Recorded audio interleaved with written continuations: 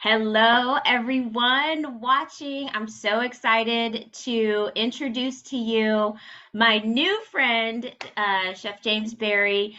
Um, I would just want to, first of all, thank you for joining me today on Coach Krisler's Combos. And before we dive into your story, tell us a little bit about who you are, where you're from, and what you do. Absolutely. Thanks so much for having me. It's a pleasure. I've been a professional chef for over 16 years. And I've had a healthy meal delivery service in Los Angeles for like eight of those years. And now I have a functional food company. And I currently live in Portland, Oregon, but I used to be in LA. Grew up in San Jose, so I for very much was like a California boy. Probably Mhm. hear it in my accent. Uh, um, but I've been, health has been a real focus for me for a long time. I knew when I got into the culinary field that I didn't want to own a restaurant. I really just wanted to help people. And one of the things I was already doing before I went into culinary school, because I was kind of passionate about food. Well, not Mhm. food, but passionate about cooking, because I was a really picky eater. And that's a really important Yeah. distinguishment is that I wasn't necessarily passionate about food, but I loved learning how to cook. And I think it was Interesting. because the act of cooking was like a way for me to physicalize how I felt for the people I was cooking for. So it was a way to express Interesting. love or appreciation, like kind of like an act of service.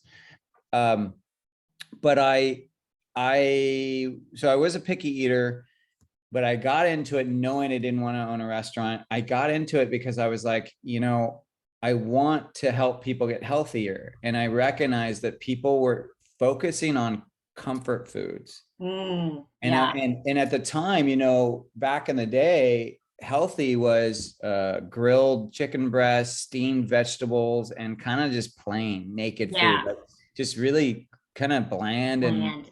yeah, and not interesting. And I was like, I don't believe that's how it has to be. Like I was very convinced that it doesn't have to be that way. And so when I went to culinary school, that's what I was really focusing on. And then I private chefed, and that's how I worked with people. I really what I did focused on was not trying to be the newest trend, which even though I did have to understand the trends, the food trends, I didn't necessarily encourage people to follow the diet trends. I was more like, let's just keep the food real, move away Hmm. from processed foods, and then let's make sure that the flavor is really high. Like I have tips and tricks, and I learned how to make sure that the food was really flavorful, but it was flavorful with using natural, real food ingredients, not artificial flavors or something like that. Yeah, that's awesome. You mentioned comfort foods, and I'm actually reading a book by James Gordon called Transforming Trauma. And in that, he talks about, people really just latching on to comfort foods because of the trauma that they've experienced or the emotional connection that those particular foods have.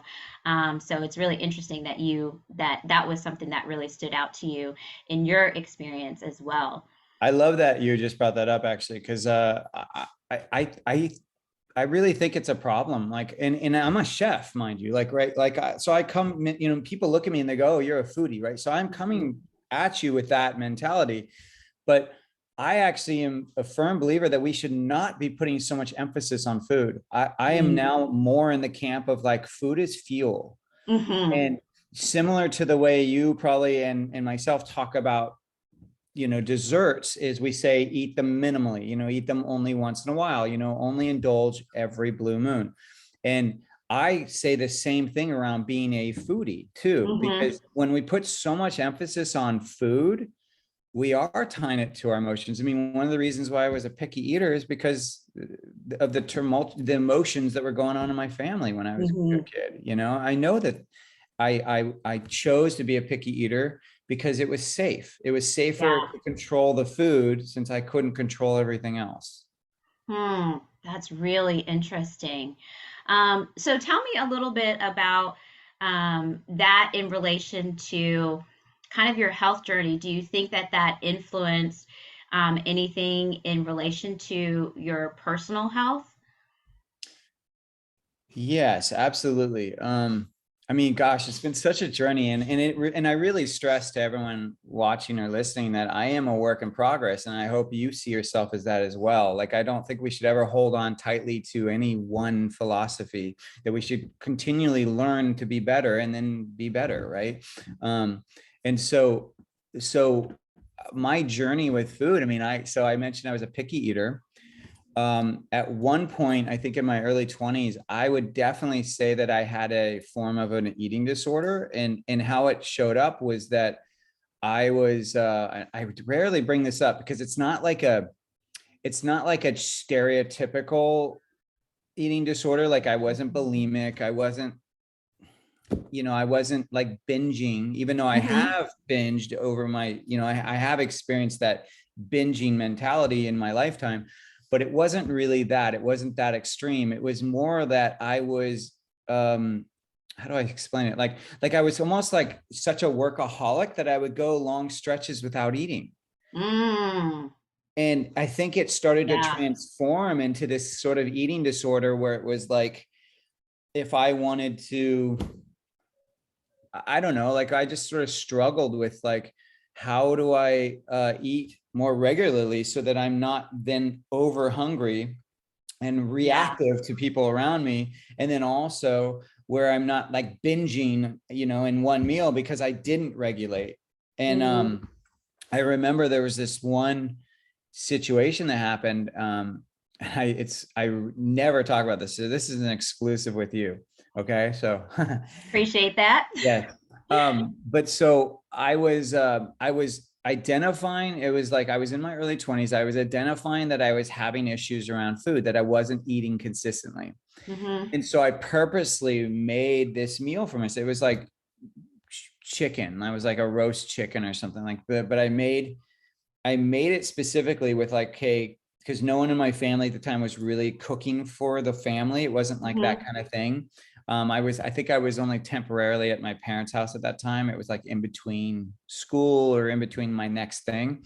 And, and I basically, I made this meal very consciously, like, okay, I'm making a meal and then I'm going to have that food to eat. Mm-hmm. And I made it, and then my brother, who was older, went and ate it. Like, he ate the food, and I was Wow. so angry.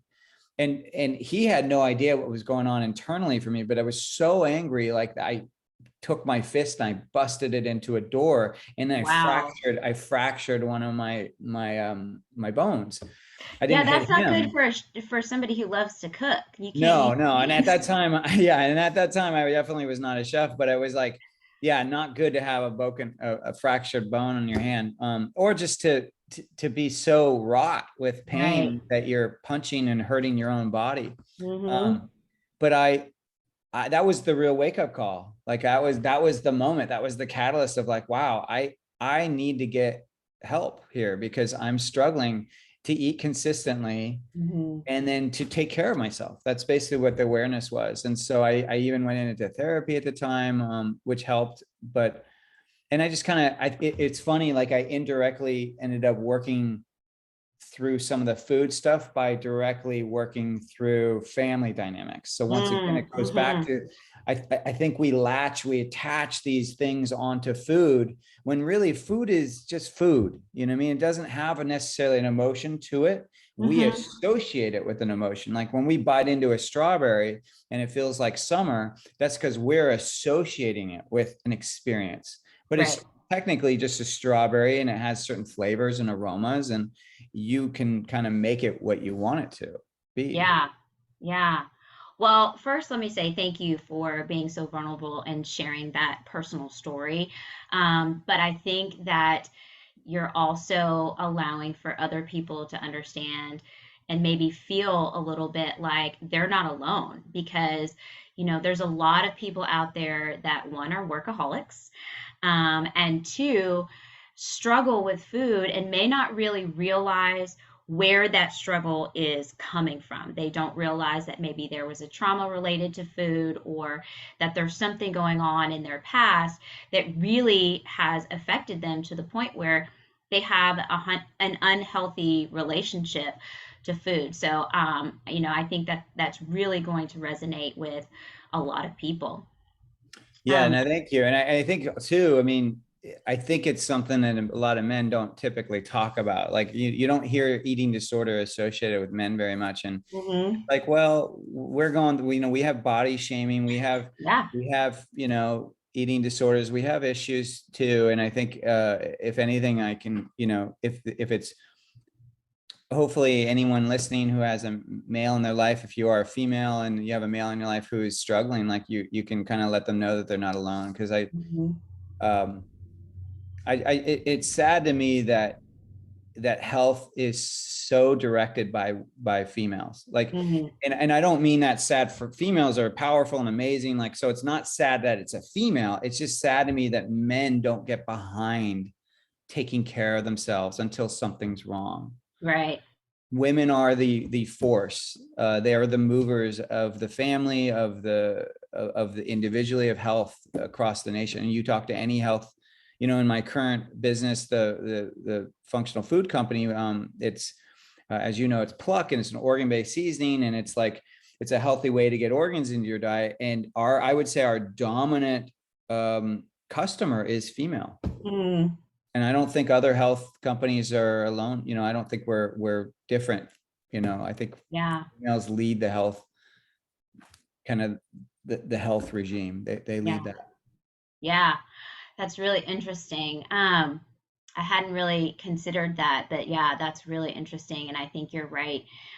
Especially when you think about who the cooks are in the family, who buys the groceries, does the meal planning, all those types of things. And either and even in other ways, with thinking about who takes children to the doctor when they're sick, and or when they have checkups, and those types of things. So yeah, I think in many different ways we see that women really kind of lead that charge, in a sense.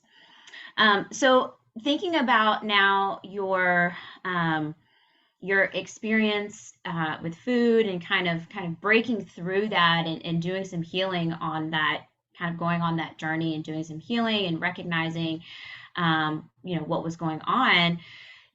How do you think that ties into maybe creating the food service, or the functional food company that you have now? Do you see any ties there?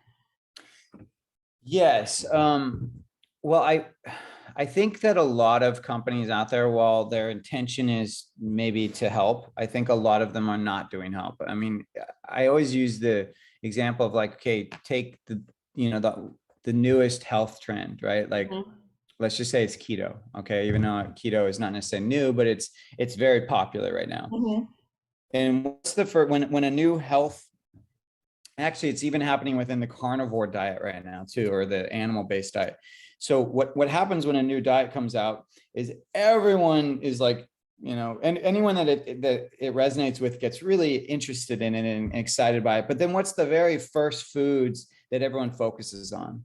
It's desserts. Every Hmm. time, right? You go to Whole Foods or any health food store, and I guarantee when you go to the bar section or you go to anything like that, you're going to see keto, this, that, whatever. You're going to see whatever the most popular trending diet is, but you're going to Hmm. see it in the snack and dessert area. Yeah.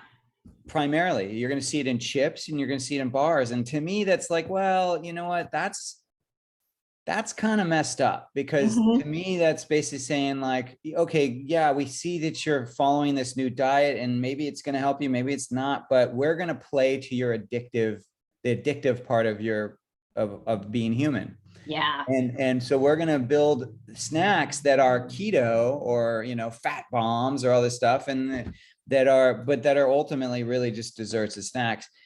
And, we can reason it left and right, Yeah. of like, oh, well, you need the fat, it's good fat, is this, it's like, well, no, it's like, we don't need to snack all the time. We don't need so much fat in our diet. We don't need we don't need chips, for example. We don't need these, no matter if they're high protein chips or not. We don't actually need them to survive. And so that's the kind of stuff I felt like I was seeing in the industry, 16 years ago. Like I was just seeing this kind of, I call it the illusion of health, that everyone's talking health, but they're not actually saying anything. They're just kind of placating us and speaking to our addictiveness, our addictions. And you're seeing it even now, right? Like kombucha. Like I just was in the store today and there's hard kombucha. So there's kombucha that has a higher alcohol content than what kombucha normally would have. Right. It's just like, that's so fascinating to me. It's Yeah. like, Yeah. it started out as supposedly a healthy drink, and now there's someone like trying to turn it into, that addictive ingredient, like upping the alcohol. So when I was seeing that in the industry, I was like, I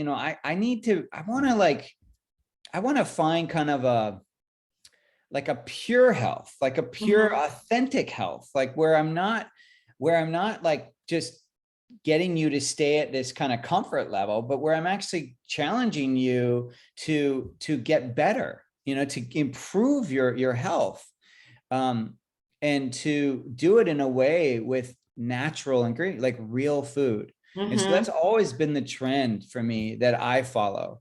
From the very beginning, my whole focus has always been like, trends come and go, but the one that hasn't left is just eating real food. Yeah. So, and how we would define that is food that is an ingredient versus food that has ingredients. That's good. Yeah, I really like that. So that's really the key. And then within that real food, category, you're looking for food that is as kind of like as close to being found in nature as possible. So you're finding, you have to choose organic vegetables and fruits, because conventional, they're using synthetic fertilizers. They're using potentially GMO seeds, which a lot of times means that they're seeds that won't actually even grow unless a synthetic fertilizer is sprayed on it. And it's also a seed that has been modified it's been genetically modified to like produce a very specific color, a very specific weight, a very specific shape. And what happens when they do some of these genetically modified seeds is you lose the nutrition. You lose a lot of what originally attracted us as a species to eating those foods, right? And then when you look at fish or meat or anything like that, I look at, well, how can I find that animal product or fish product as close to nature as possible? Well, if it's farmed right away, that tells you, if it's farmed fish, that's not natural. Particularly because a lot of those fish are being fed soy, right? No fish would eat soy in nature. If it's conventional animals, like those are also being fed lots of soy and corn, and there is some like discrepancies, and I think there is a lot of confusion around some of this food. Like, for example, some people don't even realize that all cows are grass-fed, all of them, Right. even the conventional ones. But it's more what happens after they're grass-fed that we need to be concerned about. And then also what they're being provided while they're growing up, the environment, what kind of like antibiotics are they being given? Because all cows are going to get some kind of, just like us, if we get really sick where we need an antibiotic, we're going to take it. And they do that in the farming industry as well. They'll give a cow an antibiotic if it's needed. But the question and if they're growing up over the normal span of their life versus being fattened, right? And they're supposed to get fat quick so that they can just be put through the process. That's also, something to look out for too. Yeah. So you take in all the, you have to learn and read about this stuff and read labels and stuff. But like, yeah, you take in all this information and then you just make the choice that's the closest to nature. And so for me, that's, pasture raised animals that are grass fed at the beginning and at the end, that grass fed, grass finished. That's organic. But sadly, I wish the conventional was the proper way of growing vegetables and fruit, but we have the term organic when technically it should be the reverse. The conventional should be, or the kind of hybridized, the genetically modified fruit and vegetables should be the outliers, not the organic. Right. Yeah. Right. I follow Corey Rodriguez. I don't know if you're familiar with him, but I follow him on social media, and he posted just a really quick reel the other day on Instagram, and he's standing in a grocery aisle, and there's like a little bubble over his head that says something like, if your grocery store has a health food aisle, what else is in the Right. grocery store? Like, why would you have a health food aisle in the grocery store? Isn't it all supposed to be healthy because it's food? That's So, brilliant. Yeah, yeah. that's so true. I know. And that's exactly what I'm speaking to. It's like, in many ways, the industry is making health food very unobtainable, because it's so expensive and Hmm. it's in its own row, which makes it kind of seem freakish when it really should be more the norm. But Right. we all have to make our own decisions. And I'm in no way trying to shame anyone that's not making those decisions. I'm more just trying to share that was my process of how I started to look at food and Hmm. what was important to me and what I started to focus on. And that's why I then created that meal delivery service, because I was like, okay, I'm not seeing anyone doing food the way I want to do it. They're not cooking it in the oils that I want to cook in. And what's Hmm. so funny, Krisler, is that everything people are starting to do now, like the big emphasis on no vegetable oils, I was doing that back in Yes. 2005. You know what I mean? Like Yeah. that's what's kind of challenging is I'm like, I was emphasizing cultured vegetables. I was focusing on only using, like coconut oils or animal fats for when we were cooking, things like that. And so it's like, it's interesting that of course it takes trends a while to catch up, but It I does. think if anything, it's just a testament of like when you focus on real whole foods, properly prepared, Hmm. and good quality foods, that they eventually, if the world wants to get healthy, they're going to catch up to you. They're going to have to Absolutely. find that eventually, because Yeah. it really is impossible to be healthy if you're eating conventional food, or if you're eating out all the time, or if you're eating Yeah. processed foods. Like, I guarantee you will not get healthy. And anyone that's doing that's like, well, but it's cheaper and it's more effective. It's like, well, you really need to shift your mindset, because here's the deal. Yes, you're paying less up front, but Yeah. you're going to pay more later on at the hospital. And it's like, Hmm. wouldn't you rather pay more now and not have Yeah. to go to the hospital? Because you're Absolutely. type 2 diabetic or whatever it is, right? Yeah, because then you have medical visits, you have medications, all kinds of things that you're now trying to handle financially. Plus, the stress of the diagnosis and, all those other things that come along with that. So, yeah, absolutely. I'll share a really powerful story too. This is just such a testimony of like how real food can affect your health, because I think that's the disconnect we Yeah, have, is we still, and I say we because I'm still learning too, but I mean, yeah. you can find from kids to 60-year-olds that still don't connect that their health is affected by what they eat. Hmm. So there's still that disconnect. And here's a really cool story. So when I owned that meal delivery service, we used to have basically kind of two services: people that were just eating healthy, and then there Hmm. were people that were like, we had a sugar control detox, which was it was Mm. kind of like a really like a finer kind of diet for people that were wanting to really lose weight and just kind of even get cleaner. Now, Hmm. technically, you could eat both and still be healthy, Right, but one basically had no grains, no pastas, no desserts, no sugars, and nothing that converted quickly into sugar. right. And then the other had the grains and had some of these other things. Well, so I had a few clients like this, but this one in particular came. He did the sugar control detox. It's a 2-week program, and in the 2 weeks, he he basically later came to me and said, "Hey, I just wanted you to know and give you feedback. This worked really well." And I said, "Well, Hmm. that's great." And he said, "Well, here's the deal. I had gone to my doctor before I did this detox, and I had been diagnosed with being on the verge of type 2 diabetes. Mm. And my doctor was about to put me on medication. He was going to do all this stuff. And I said, can we just hold off?" And he had heard about my business, and he was like, "I'm going to go try this first." And he did it. And then his doctor tested him afterwards, and he was no longer a type 2 diabetic. Like, he was no Wow. longer on the verge of being a type 2 diabetic. He was clean. And it was like, the doctor was like, how did you do this? And he was like, I just changed how I ate. And the doctor didn't believe him. He's like, there's no way it would affect it that fast. And the Wow. guy was like, guess what? I'm going to go find a new doctor. Yeah, absolutely.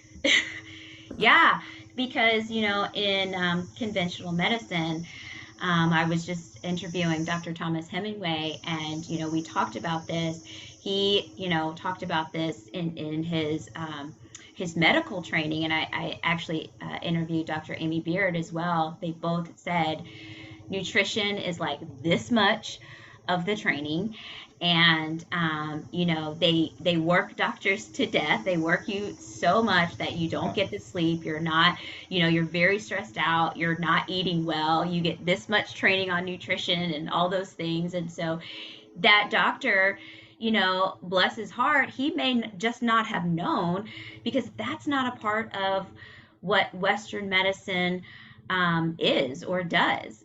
It's all Totally. about intervening when a person gets sick, and the interventions are very narrowly focused. And that's why I love what you're doing, because that widens the focus, that widens the opportunity for people, because now they don't have just one way of trying to get back to health or trying to even prevent illness, but now they have another avenue that's much more beneficial to them.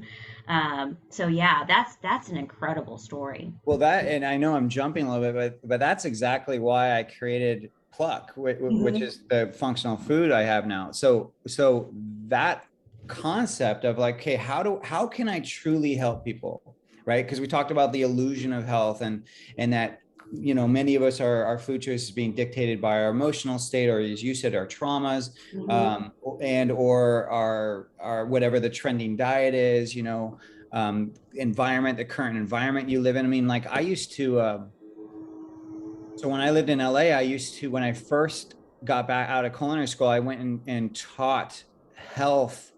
I was part of some, I can't remember what it was called, but it was some kind of health, um, contracted health kind of group that would go Mm-hmm. into schools and teach them about cooking and food, Mm. right?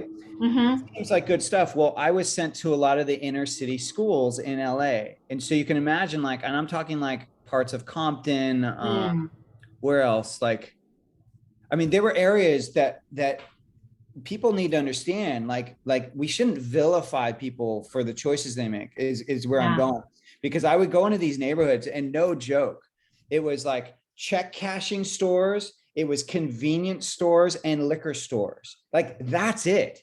It was a grocery, a produce desert. You know what I mean? It was like there was nowhere to go in the Yeah. vicinity for anyone to get fresh food. And so I would go into these schools and I would bring stuff like asparagus, and some of the kids didn't even know what it was. Mm.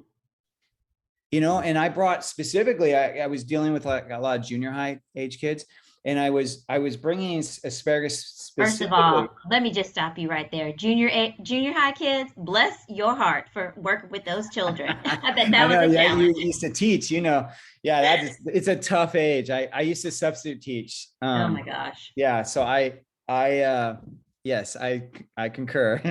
It's all fart jokes and like Oh my whatever gosh. body humor. It's just nonstop. Yeah, Yeah. it's really bad. Yeah. But I would choose asparagus because it's one of those foods that, we were talking about, well, what people connecting how food affects their body and their health. Well, asparagus is one, like you get an immediate reaction, right? You eat it, and then when you pee a Hmm. little later, you smell it. Right.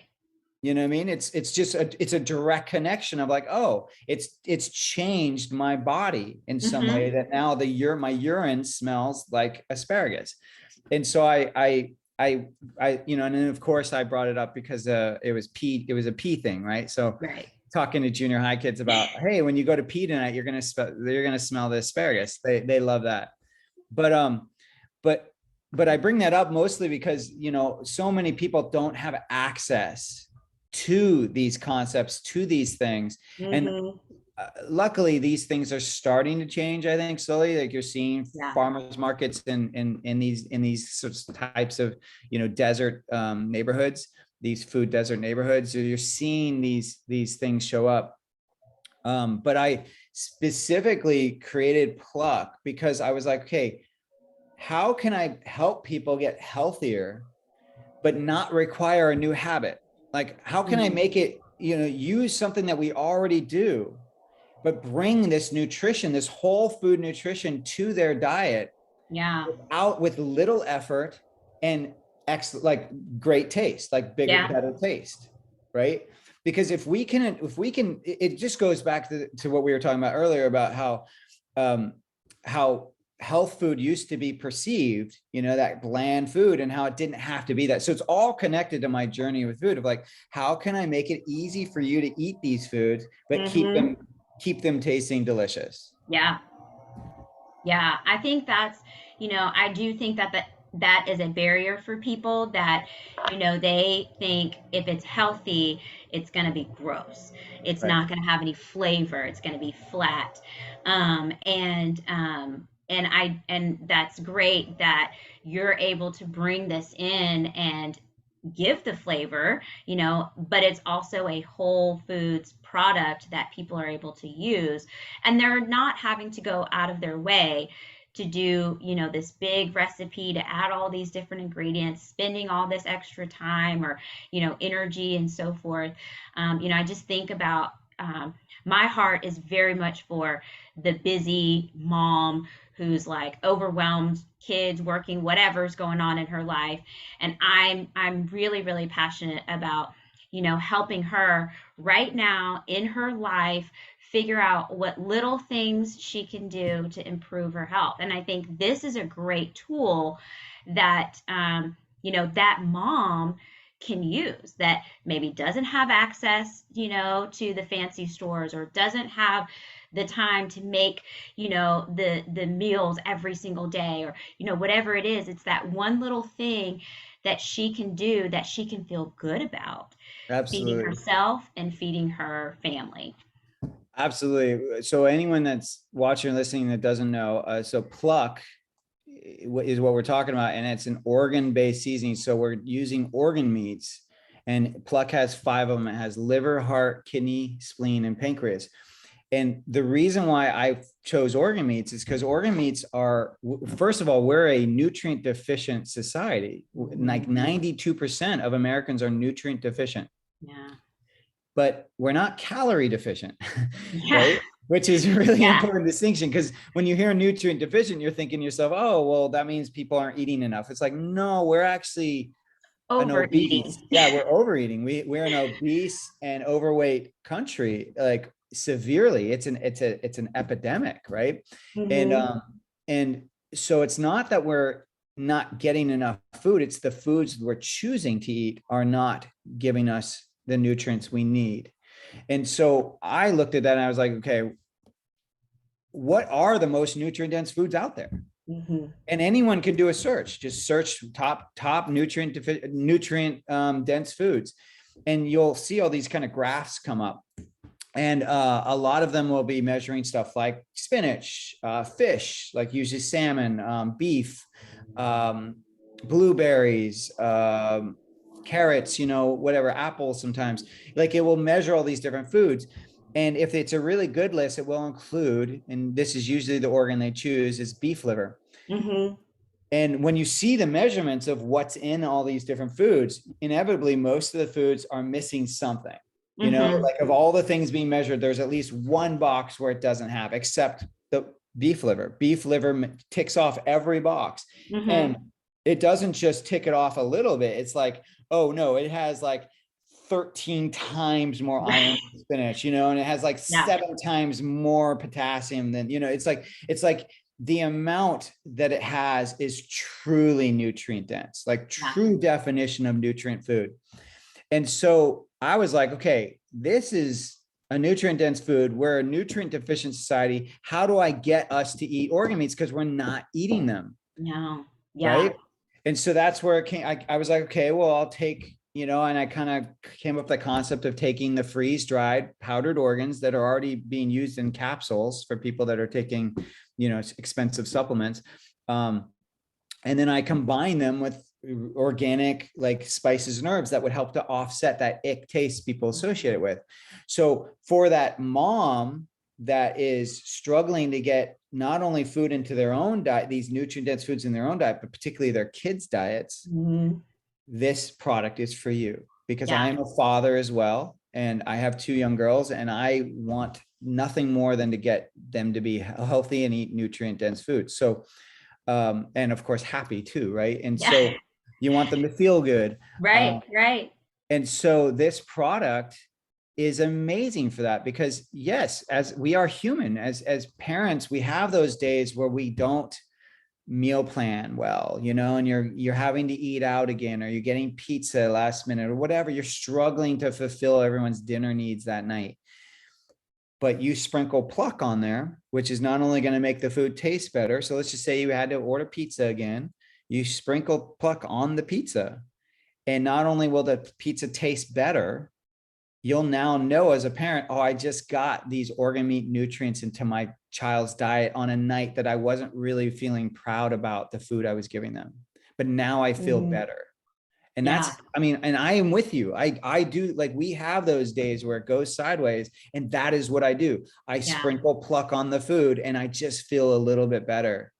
And to me, that's the magic. It's like, we need these nutrient dense foods in our diets. We're not getting them for whatever reason, because of the associated ick taste, because we don't know how to source them, we don't know how to cook them, whatever it is. So I wanted to make it easy for you to get these into your diet.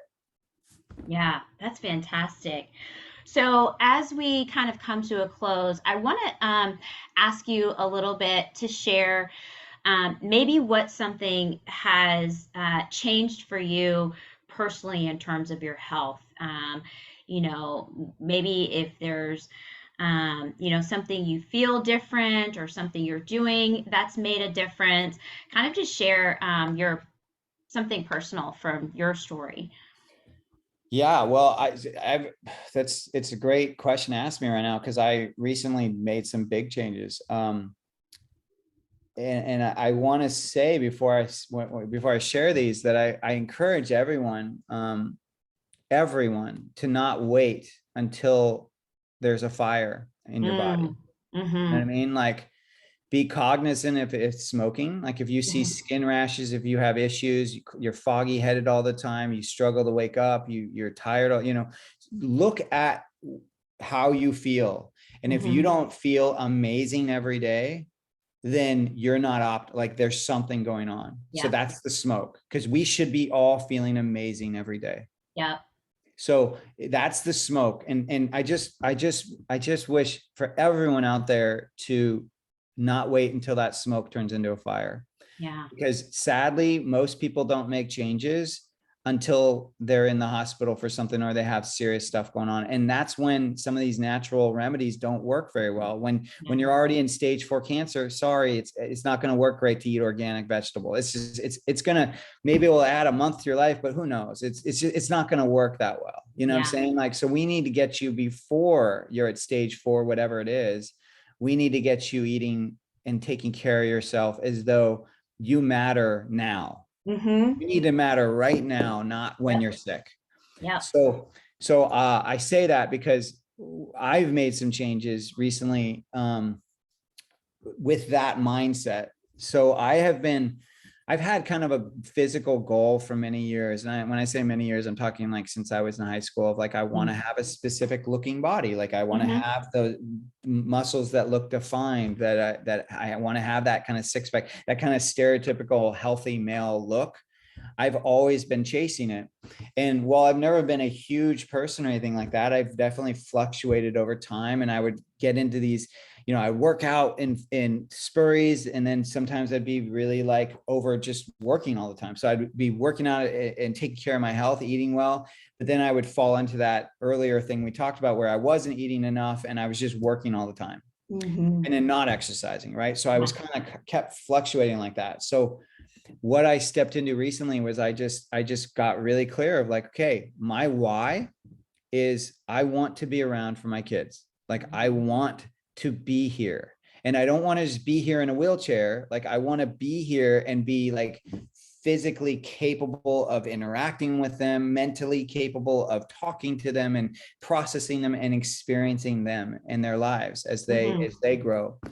And so that's my why, and I'm very grounded in it. And it's and I've also started to shift my mindset around food, where it's now I look at it more and more as functional.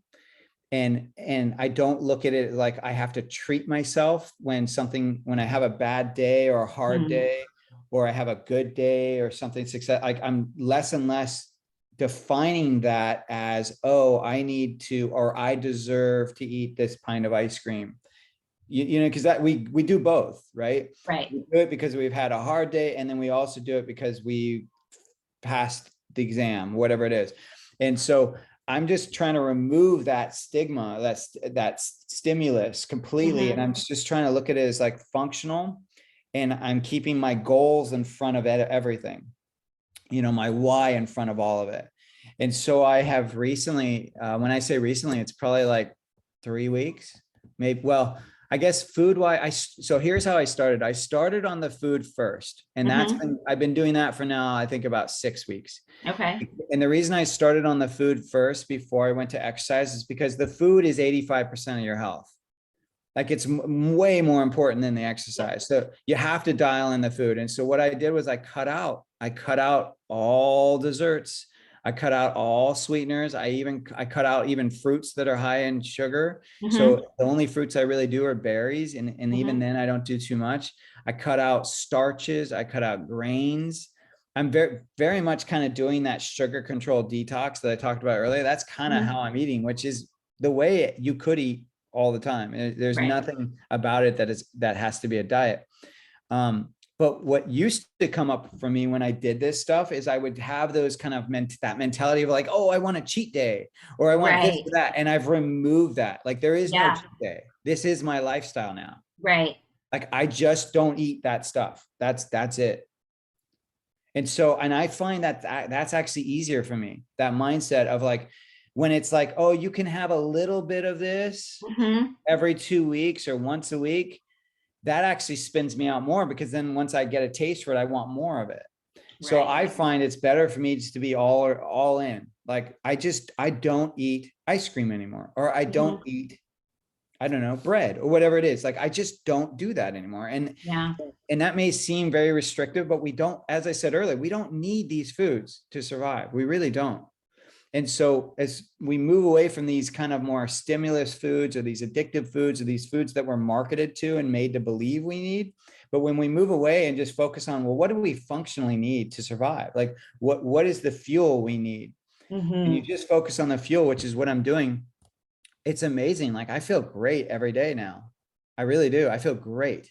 I feel better in my body. Like it's been so hot here in Portland, Oregon. We just had like a massive heat wave for like 3 weeks, where we're like, it was 100 degrees almost every day. And it was like, I would take my shirt off and feel okay. Yeah.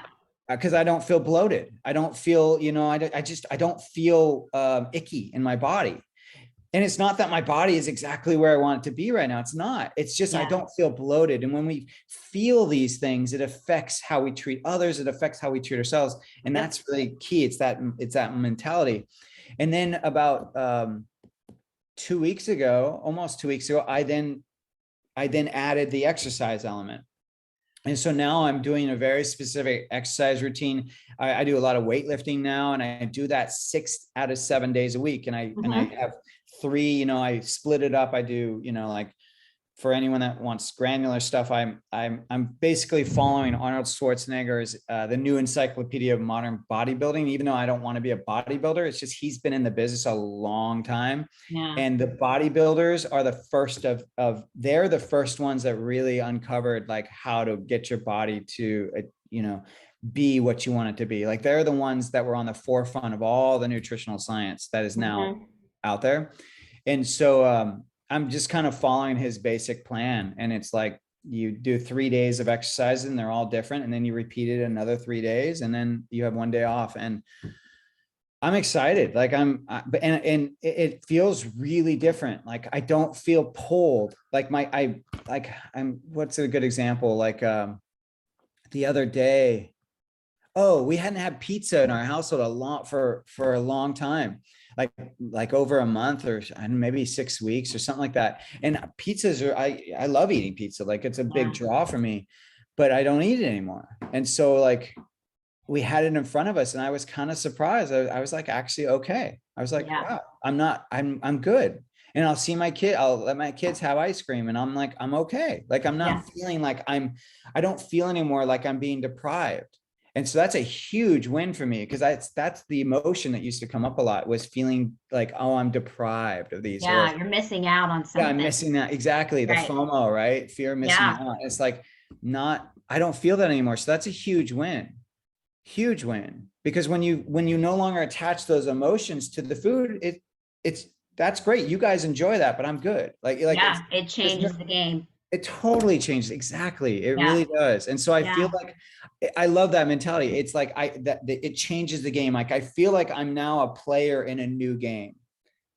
Like I'm no longer playing my old game anymore. Hmm. And that's how it feels. Absolutely. That's a great analogy. Yeah. Yeah. Wow. Well, thank you so much for sharing all of that. That was wonderful. I know that everybody watching or listening got something from all the things that you shared. So I appreciate your time so much. And tell everybody where they can find you if they want to find out more about Pluck, or they just want to follow you on social media. Uh, give us the deets on that. Yeah. So to get some pluck, it's eatpluck.com. And you go to the website and you'll Here's see, yeah, there mine. it is. Yep.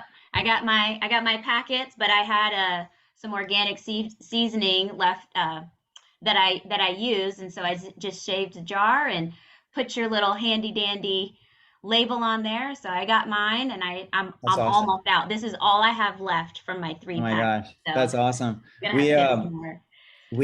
yeah, you're doing exactly what we hoped, which is to repurpose a spice jar. So that's awesome.